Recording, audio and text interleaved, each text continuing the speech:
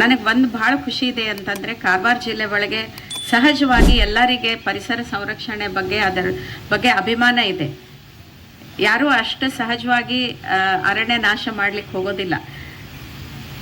ಅದು ಅವರ ಒಳಗಿಂದನೇ ಅವರಿಗೆ ಆಸಕ್ತಿ ಇದೆ, ಅದನ್ನು ನಾವು ರಕ್ಷಣೆ ಮಾಡಬೇಕಂತ ಹೇಳಿ. ಅಂಥದ್ರಲ್ಲಿ ಆದಾಗ್ಯೂ ಸಹ ಎಲ್ಲ ಕಡೆ ನಮ್ಮ ಕರ್ನಾಟಕದಲ್ಲಿ ಎಷ್ಟೋ ಅರಣ್ಯ ಇತ್ತು, ಎಷ್ಟೋ ಕಡೆ ಒತ್ತುವರಿ ಆಗಿದೆ, ಎಷ್ಟೋ ಜಿಲ್ಲೆಗಳಲ್ಲಿ ಕಾಫಿ ತೋಟ ಆಗಿದೆ. ನಾನು ನೋಡ್ದಂಗೆ ರಬ್ಬರ್ ಪ್ಲಾಂಟೇಶನ್ ಆಗಿದೆ ಕೊಪ್ಪ ತಾಲೂಕಲ್ಲಿ. ಅವೆಲ್ಲ ನೋಡಿದರೆ ಭಾಳ ಬೇಜಾರಾಗ್ತದೆ. ಅದು ಗ್ರೀನರಿ ಬೇರೆ, ಫಾರೆಸ್ಟ್ ಬೇರೆ. ಹಸಿರು ಕಾಣ್ತದೆ ಎಲ್ಲ ಕಡೆ. ಹಸಿರು ಒಂದೇ ಬೇಕಿಲ್ಲಲ್ಲ ನಮಗೆ ನಿಜವಾಗ್ಲೂ ಅರಣ್ಯ ಬೇಕು.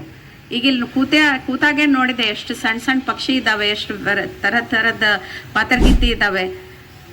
ಅವೆಲ್ಲ ಯಾಕಿರ್ತವೆ? ಗಿಡ ಮರ ಇದ್ರೆ ಇರ್ತವೆ. ಗಿಡ ಮರ ಇದ್ರೆ ನಮಗೆ ನದಿದಲ್ಲಿ ನೀರು ಇರ್ತದೆ, ಅದಿತ್ತಂದ್ರೆ ನಾವು ಬದುಕ್ತೀವಿ. ಎಲ್ಲ ಒಂದಕ್ಕೊಂದು ಕನೆಕ್ಟೆಡ್ ಇರ್ತವೆ. ನಾವು ಕೋವಿಡ್ ಹೊತ್ತಿಗೆ ಎಷ್ಟು ಮಂದಿ ರೊಕ್ಕ ಕೊಟ್ಟು ಆಕ್ಸಿಜನ್ ತಗೊಂಡ್ರು. ನಮ್ಮ ಪುಕ್ಕಟೆ ಆಗಿ ಗಿಡ ಎಲ್ಲ ಕೊಡ್ತಾ ಇದ್ದಾವೆ, ನಾವು ಕೇರ್ ಮಾಡೋದಿಲ್ಲ. Taken for granted. ಬೇಡ ಈ ಮರ ಬೇಡ, ಈ ಕೊಂಬೆ ಬೇಡ, ನಡಿ ಕಡ್ದು ಹಾಕಂತ ಹೇಳಿ. ಅದು ಅವ್ರು ಯಾರೂ ಕೇಳಂಗಿಲ್ಲ. ನಮಗೆ ಫೀಸ್ ಕಟ್ರಿ ಅಂತ ಹೇಳಿ. ಯೂಸರ್ ಫೀಸ್ ಭೂಮಿ ಕೇಳಂಗಿಲ್ಲ, ನೀರು ಕೇಳಂಗಿಲ್ಲ, ಸಮುದ್ರ ಕೇಳಂಗಿಲ್ಲ. ಆದರೂ ಎಲ್ಲ ನಾಶ ಮಾಡಲಿಕ್ಕೆ, ಅಭಿವೃದ್ಧಿ ಹೆಸರಲ್ಲಿ ನಾಶ ಮಾಡ್ಲಿಕ್ಕೆ ಹೊರಟಿದ್ದೀವಿ. ಅಂಥದ್ರಲ್ಲಿ ಅರಣ್ಯ ಸಿಬ್ಬಂದಿಯವರು ಯಾವುದಕ್ಕೂ ಹಾನಿ ಆಗಬಾರ್ದು. ಅಷ್ಟು ಬೇರೆ ನನಗೆ ಬಹಳ ಹೆಮ್ಮೆ ಅನ್ನಿಸ್ತದೆ ತಮ್ಮ ಬಗ್ಗೆ ಅಂತಂದರೆ. ಖಾಲಿ ಹುದ್ದೆಗಳನ್ನು ಇಟ್ಕೊಂಡು ನೀವು ಇಷ್ಟೆಲ್ಲ ಕೆಲಸ ಮಾಡ್ತಾ ಇದ್ದೀರಿ. ಎಲ್ಲರಿಗೆ 1-2 ಹೆಚ್ಚಿನ ಪ್ರಭಾರ ಚಾರ್ಜ್ ಎಲ್ಲ ಕೊಟ್ಟಿದ್ದೀವಿ. ಅಂಥದ್ರಲ್ಲಿ ನೀವು ಒಂದು ನಿಸ್ವಾರ್ಥ ಸೇವೆಯಿಂದ ಇದನ್ನು ಮಾಡ್ಲಿಕ್ಕೆ ಹತ್ತೀರಿ. ಇದು ನಿಜವಾಗ್ಲೂ ಶ್ಲಾಘನೀಯ. ಇವತ್ತು ಎಲ್ಲರನ್ನ ನೆನೆಸ್ಕೊಂಡು ನಮಗೂ ಅದರಿಂದ ಒಂಥರ ಪ್ರೇರಣೆ ಬರಬೇಕು. ನಮ್ಮ ಹಂತದಲ್ಲಿ ನಮ್ಗೆ ಎಷ್ಟೆಷ್ಟು ಆಗ್ತದೆ ನಾವು ಸಂರಕ್ಷಣೆ ಮಾಡ್ಬೇಕಂತ ಹೇಳಿ. ಪ್ರತಿಯೊಂದು ಜೀವರಾಶಿಯನ್ನು ಉಳಿಸೋದು ನಮ್ಮ ಕರ್ತವ್ಯ. ಯಾಕಂದರೆ ಸಂವಿಧಾನದಲ್ಲಿ ಬರೇ ಮನುಷ್ಯರಿಗೆ ಅಷ್ಟೇ ಆದ್ಯತೆ ನೀಡಿಲ್ಲ. ಪ್ರತಿಯೊಂದು ನೈಸರ್ಗಿಕ ಸಂಪನ್ಮೂಲಗಳನ್ನು ಸಂರಕ್ಷಿಸೋದು ನಮ್ಮ ಕರ್ತವ್ಯ ಆಗಿದೆ. ಆದರೆ ಅಭಿವೃದ್ಧಿ ಮತ್ತು ಸಂರಕ್ಷಣೆ ಒಟ್ಟಿಗೆ ಕೈ ಜೋಡಿಸಿ ಕೆಲಸ ಆಗಬೇಕು. ಪರಿಸರಕ್ಕೆ ಹಾನಿ ಮಾಡಿ ನಾವು ಅಭಿವೃದ್ಧಿ ಮಾಡೋ ಕೆಲಸ ಮಾಡಬಾರ್ದು. ತಾವೆಲ್ಲರೂ ಇಲ್ಲಿ ನೆರೆದಿದ್ದೀರಿ, ಇಂಥ ಭಾಳ ಒಳ್ಳೆ ಆಚರಣೆ ಮಾಡಿದ್ದೀರಿ. ಇದು ನಿಮ್ಮಿಂದ ನಮಗೂ ಪ್ರೇರಣೆ ಬರ್ತದೆ. ಆಮೇಲೆ ಇಷ್ಟು ವರ್ಷ ಅರಣ್ಯ ಇಲಾಖೆ ನನಗೆಲ್ಲ ಒಂಥರ ಸಹಕಾರ ನೀಡಿದೆ. ನಾನು ಇವತ್ತು ಅವರಿಗೂ ಎಲ್ಲರಿಗೂ ತಮ್ಮ ಮುಂದೆನೇ ಧನ್ಯವಾದ ಹೇಳ್ತೀನಿ. ಯಾಕಂದರೆ ಎಲ್ಲೆಲ್ಲಿ ಹೋಗಿದ್ದೀನಿ, ಯಾವ್ಯಾವ ಕಚೇರಿಯಲ್ಲಿ ಹೋಗಿದ್ದೀನಿ, ಅರಣ್ಯ ಇಲಾಖೆಯವರು ನನಗೆ ಭಾಳಷ್ಟು ಗಿಡ ಮರ ಕೊಟ್ಟಿದ್ದಾರೆ. ಹೊಸ ಗಿಡ ನೆಟ್ಟಿ ಬಂದಿದ್ದೀನಿ ಎಲ್ಲ ಕಡೆ. ಅದಕ್ಕೆ ನಾನು ಅರಣ್ಯ ಇಲಾಖೆಗೆ ಭಾಳ ಕೃತಜ್ಞತೆ ಹೇಳ್ತೀನಿ. ಆಮೇಲೆ ಈ ರೀತಿ ಇದರ ಬಗ್ಗೆ ಹೆಚ್ಚಿನ ಪ್ರಚಾರ ಎಲ್ಲ ನಾಗರಿಕರಲ್ಲೂ ಆಗಬೇಕು. ನಮ್ಮೆಲ್ಲರ ಹೊಣೆ ಇದೆ ಇದು. ನಾವು ಪ್ರತಿಜ್ಞೆ ಮಾಡೋಣ, ಎಲ್ಲರೂ ನಾವು ಸಂರಕ್ಷಣೆ ಮಾಡಬೇಕು. ಎಲ್ಲರೂ ಸೈನಿಕರೇ, ನಮ್ದೆಲ್ಲರ ಕರ್ತವ್ಯ ಇದೆ. ನಮ್ಮ ಜಿಲ್ಲೆಯಲ್ಲಿ ಪ್ರತ್ಯೇಕವಾಗಿ ಮೋರ್ ದೆನ್ 75% ಫಾರೆಸ್ಟ್ ಇದೆ. ಸಾಕಷ್ಟು ಅರಣ್ಯ ಪ್ರದೇಶ ಇದೆ. ಅದನ್ನು ಉಳಿಸುವ ದೊಡ್ಡ ಕರ್ತವ್ಯ ತಮ್ಮ ಜೊತೆಗೆ ನಮ್ದೆಲ್ಲರದು ಕೂಡ ಇದೆ. ಈ ನಿಟ್ಟಿನಲ್ಲಿ ಸಾಕಷ್ಟು ಹೊಸದಾಗಿ ಆ್ಯಪ್ಗಳು ಬಂದಿದೆ. ನಿಮ್ಗೆಲ್ಲರಿಗೂ ಮಾನಿಟರ್ ಮಾಡೋದಕ್ಕೆ lot of technology has come. But technology ಮಾತ್ರ ಸಾಕಾಗಲ್ಲ. ಈಗ ಒಂದು ಪ್ರದೇಶವನ್ನು ಏನೋ ಎನ್ಕ್ರೋಚ್ಮೆಂಟ್ ಆಗಿದೆ ಅಂದರೆ ನಿಮಗೆ ಆ್ಯಪಲ್ಲಿ ಗೊತ್ತಾಗ್ತಾ ಇದೆ. ಏನೋ ಒಂದು ಫಾರೆಸ್ಟ್ ಫೈರ್ ಆಗಿದ್ದರೆ ತಕ್ಷಣ ನಿಮಗೆ ಅಲರ್ಟ್ಸ್ ಬರ್ತಾ ಇದೆ. ಬಟ್ ಅದು ಬಂದರೆ ಅಷ್ಟೇ ಸಾಕಾಗಲ್ಲ, ಫಿಸಿಕಲಿ ನೀವು ಅಲ್ಲಿ ಹೋಗಬೇಕಾಗತ್ತೆ. ನಮ್ಮ ಜಿಲ್ಲೆ ಒಂದು 5-6 ಜಿಲ್ಲೆ ಜೊತೆಗೆ ಬಾರ್ಡರ್ ಶೇರ್ ಮಾಡ್ತೀವಿ. ಒಂದು ರಾಜ್ಯ ಜೊತೆಗೆ ಬಾರ್ಡರ್ ಶೇರ್ ಮಾಡ್ತಾ ಇದ್ದೀವಿ. ದೊಡ್ಡ ಕೋಸ್ಟ್ ಇದೆ. ಎಲ್ಲ ಕಡೆ ಫಿಸಿಕಲ್ ಆಗಿ ನಾವು ಹೋಗಿ ಪ್ರೊಟೆಕ್ಟ್ ಮಾಡೋದು ಅವಶ್ಯಕತೆ ಇದೆ. ಕೆಲವೊಂದು ಆ್ಯಕ್ಟಿವಿಟೀಸ್ ಫಾರೆಸ್ಟ್ ಏರಿಯಾನಲ್ಲಿ ಆಗುವ ಸಾಧ್ಯತೆ ಇದೆ. ಪೋಚಿಂಗ್ ಇರ್ಬೋದು. ರವಿಶಂಕರ್ ಅವರು ಮಾತಾಡುವಾಗ ಹೇಳಿದರು, ಈ ಒಂದು ವಿಷಯಕ್ಕೋಸ್ಕರ ಅವರು ಜೀವವನ್ನು ಕೊಟ್ಟಿದ್ದಾರಂತ. ಅದರಲ್ಲಿ ಪೋಚಿಂಗ್ ಬಂದಿದೆ, ಟ್ರೀ ಕಟ್ಟಿಂಗ್ ಬಂದಿದೆ. ನಮ್ಮ ಜಿಲ್ಲೆಯಲ್ಲಿ ಅಕ್ಕಪಕ್ಕ ಜಿಲ್ಲೆ ಮತ್ತು ಸ್ಟೇಟ್ ಬಾರ್ಡರ್ ಇರುವುದರಿಂದ ನರ್ಕೋಟಿಕ್ ಡ್ರಗ್ಸ್ ಫಾರೆಸ್ಟ್ ರೂಟ್ ಥ್ರೂ ಹೋಗೋದಕ್ಕೆ ಸಾಧ್ಯತೆ ಇದೆ.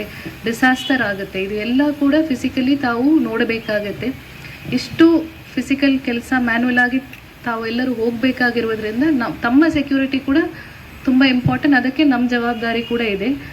ನಾವು ರೀಸೆಂಟಾಗಿ ಲಾಸ್ಟ್ ಒಂದು 1 ಇಯರಲ್ಲಿ CEO ಅವ್ರ ಜೊತೆಗೆ ಸೇರಿಕೊಂಡು ನಾವು ಮತ್ತು CEO ಅವರು ಎಲ್ಲ ಇಲಾಖೆಗಳಿಗೆ PMJJBY ಮತ್ತು PMSBY ಅಂದರೆ ಲೈಫ್ ಇನ್ಶೂರೆನ್ಸ್ ಮತ್ತು ಆಕ್ಸಿಡೆಂಟಲ್ ಇನ್ಶೂರೆನ್ಸ್ ಸ್ಯಾಚುರೇಟ್ ಮಾಡ್ತಾ ಇದ್ದೀವಿ. ಸರ್ ಆಲ್ಮೋಸ್ಟ್ ಗ್ರಾಮ panchayat staff, revenue staff, police staff ಎಲ್ಲರಿಗೂ ಕೂಡ ಸ್ಯಾಚುರೇಟ್ ಆಗಿದೆ. ಫಾರೆಸ್ಟ್ ಸ್ಟಾಫ್ಗೆ ಕೂಡ we had done a lot of camps. ಯಾರ್ದಾದ್ರೂ ತಮ್ಮದು ಆಗಿಲ್ಲ ಬಿಟ್ಟೋಗಿದೆ ಅಂದರೆ ಇನ್ಫ್ಯಾಕ್ಟ್ ನಾವು ಪರ್ಸ್ನಲಿ ಕೂಡ ನಾವು ಕೂಡ ಮಾಡಿಸ್ಕೊಂಡಿದ್ದೀವಿ. ನಾವು CO ಅವರು DCF ಅವರು ಎಲ್ಲರೂ ಪರ್ಸ್ನಲಿ ನಾವು ಕೂಡ ಮಾಡಿಸ್ಕೊಂಡಿದ್ದೀವಿ. ತಮ್ಮದು ಯಾರಾದರೂ ಬಿಟ್ಟೋಗಿದೆ ಅಂದರೆ ನಾವು ಎಲ್ಲರೂ ಫೀಲ್ಡಲ್ಲಿ ಕೆಲಸ ಮಾಡ್ತಾ ಇದ್ದೀವಿ, ನಮ್ಮ ಸೆಕ್ಯೂರಿಟಿ ಇಂಪಾರ್ಟೆಂಟ್, ದಯವಿಟ್ಟು ತಾವೆಲ್ಲರೂ ಮಾಡಿಸ್ಕೊಳ್ಳಿ. ನಿಮ್ಮಲ್ಲಿ ಕ್ಯಾಂಪ್ಸ್ ಬೇಕಾಗಿದ್ರೂ ದಯವಿಟ್ಟು ಹೇಳಿ, ವಿ ವಿಲ್ ಫೆಸಿಲಿಟೇಟ್.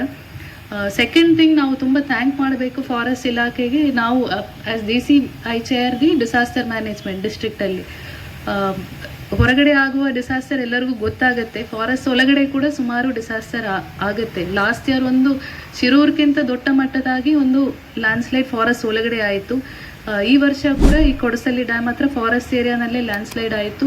ಏನೇ ಆಗಿದ್ರೂ ಕೂಡ ತಕ್ಷಣ ಫಾರೆಸ್ಟಿಂದ ಅಟೆಂಡ್ ಮಾಡ್ತಾ ಇದ್ದಾರೆ. Complete support from forest department ಕೋಆರ್ಡಿನೇಷನಿಂದ ನಾವೆಲ್ಲರೂ ಕೂಡ ಕೆಲಸ ಮಾಡ್ತಾ ಇದ್ದೀವಿ. ಫಾರ್ ದ ಫಸ್ಟ್ ಟೈಮ್ ಈ ವರ್ಷ ನಾವು ಫಾರೆಸ್ಟ್ ಫೈರನ್ನು ಡಿಸಾಸ್ಟರ್ ಮ್ಯಾನೇಜ್ಮೆಂಟ್ ಪ್ಲ್ಯಾನಲ್ಲಿ ನಾವು ಸೇರಿಸಿದ್ದೀವಿ.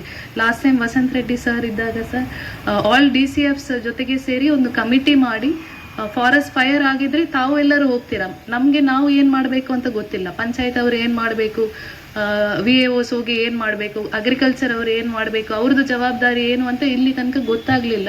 ಒಂದು ಕ್ಲಿಯರ್ SOP ಡ್ರಾ ಮಾಡಿ ರವಿಶಂಕರ್ ಅವರು ಮತ್ತು ನಿಲೇಶ್ ಅವರೆಲ್ಲ ಸೇರಿಕೊಂಡು ಕ್ಲಿಯರ್ SOP ಮಾಡಿ ನಮ್ಮ ಡಿಸಾಸ್ಟರ್ ಮ್ಯಾನೇಜ್ಮೆಂಟ್ ಆ್ಯಕ್ಷನ್ ಪ್ಲಾನಲ್ಲಿ ನಾವು ಸೇರಿಸಿದ್ದೀವಿ. ಮುಂದೆ ಏನಾದರೂ ಅನಾಹುತ ಆಗಿದ್ರೆ ನಮ್ಮ ಸೈಡಿಂದ ಅಂದರೆ ಡಿಸ್ಟ್ರಿಕ್ಟ್ ಅಡ್ಮಿನಿಸ್ಟ್ರೇಷನಿಂದ ಕೂಡ ನಿಮ್ಮ ಜೊತೆಗೆ ಸೇರಿಕೊಂಡು ಕೆಲಸ ಮಾಡುವ ಎಲ್ಲ ವ್ಯವಸ್ಥೆಯನ್ನು ನಾವು ಮಾಡ್ತೀವಿ.